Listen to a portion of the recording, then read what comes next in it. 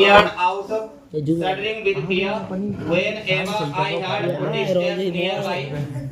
Hiding place होता है छुपने का स्थान. Peered means होता है झांकना. Shuddering means होता है कांपना. Heard means होता है सुनना और फुट स्टेप्स होती है कदमों की आहट या कदमों की आवाज.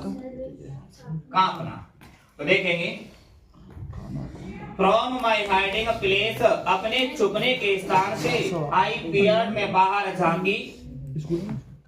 आई पियर्ड आउट में बाहर झांकी. सडरिंग विद फियर, डर से कांपते हुए. When ever I heard footsteps near by, जब भी मैं अपने नजदीक से कुछ कदमों की आहट को गुजरते हुए सुनती. जानी जानी जानी No, in the all loud voices were calling my name, and I even जुड़बे ना. वीडियो बन नहीं आ रहा जी. हेलो अरे सचिन आ रहे हैं Searching of me. तो देखेंगे भैया पूरी वीडियो पन्नास का तो पूरी वीडियो कि उस हॉल के अंदर loud voices were calling my name. बड़ी तेज तेज आवाज में मेरे नाम की आवाज दे रही थी, पुकार रही थी.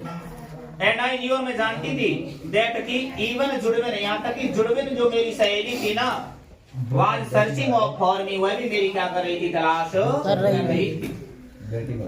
I did not open my mouth to answer, मैंने जवाब में बिल्कुल भी अपना मुंह नहीं खोला.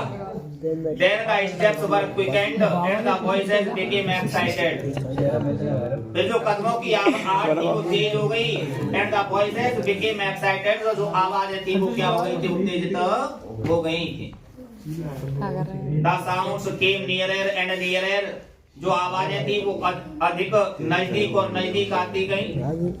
Women and girl entered the room, तभी कुछ महिलाओं ने और लड़कियों ने कमरे में क्या किया, प्रवेश किया. I held my breath and watched them open close doors and peep behind large trunks. Held breath means होता है सांस रोकना. Held breath. Closet means होती है अलमीरा. पीप मीश होता है झांकना और ट्रंक्स मीश होते हैं संदूक. आई हेल्ड माई ब्रीथ, मैंने अपनी सांस को रोका. एंड वॉच्ड देम, और मैंने उन्हें देखा. ओपन क्लोजेड डोर, अलमीरा के दरवाजों को खोलते हुए. And peep behind large trunks, और बड़े बड़े संदूकों के पीछे क्या करते हुए, झांकते हुए. शांत हो जाइए. Someone threw up the curtains and the room was filled with sudden light. Threw up होता है हटाना और curtains होते हैं पर्दे. Someone threw up the curtains, किसी ने उन पर्दों को हटा दिया. And the room was filled with sudden light, और अचानक रोशनी से पूरा कमरा भर गया. What caused them to stoop and look under the bed, I do not know. Stoop means होता है झुकना. क्या वाट कॉज, वो कौन सा कारण था, डेम टू, उनके लिए टू स्टूप करना, झुकना पड़ा. And look under the bed, और बिस्तर के अंदर देखना पड़ा. आई डू नॉट नो, मुझे बिल्कुल नहीं पता, मुझे नहीं पता, मैं नहीं जानती थी, मैं नहीं जानती हूँ. I remember being dragged out, though I registered by kicking and scratching wildly. Dragged out, बाहर की ओर खींचना. रजिस्टर्ड मीन्स होता है विरोध करना. किकिंग मीन्स होता है लात मारना. स्क्रैचिंग मीन्स होता है खरोंचे मारना. और वाइडली होता है असभ्य तरीके से. तो देखेंगे आई रिमेम्बर, मुझे याद है. बीइंग ड्रैग्ड आउट, मुझे बाहर की ओर घसीटा गया. दो यद्यपि आई रजिस्टर्ड बाय किकिंग, मैंने बहुत ज्यादा विरोध किया अपनी लातें मार मार के. एंड स्क्रैचिंग वाइडली, और असभ्य तरीके से खरोंचे मार मार के. In spite of myself, I was carried down stairs and tied fast in a chair. In spite of myself, मेरे विरोध के बावजूद, I was carried down stairs, मुझे नीचे की सीढ़ियों पर लाया गया. And tied fast in a chair, और कस के मुझे कुर्सी में बांध दिया गया. Tied fast होता है कस के बांधना. I cried aloud, shaking my head all the while, until I felt the cold blades of the scissors against my neck and heard them knock off one of my thick braids. तो देखेंगे shaking means होता है हिलाना। Cold blades होता है ठंडा उस्तरा। Seizures होती है कैंची। नो ऑफ होता है कुतरना। और थिक ब्रेड्स होती है घनी चोटी। तो देखें, आई क्राइड अलाउड, में जोर जोर से चिल्लाने लगी।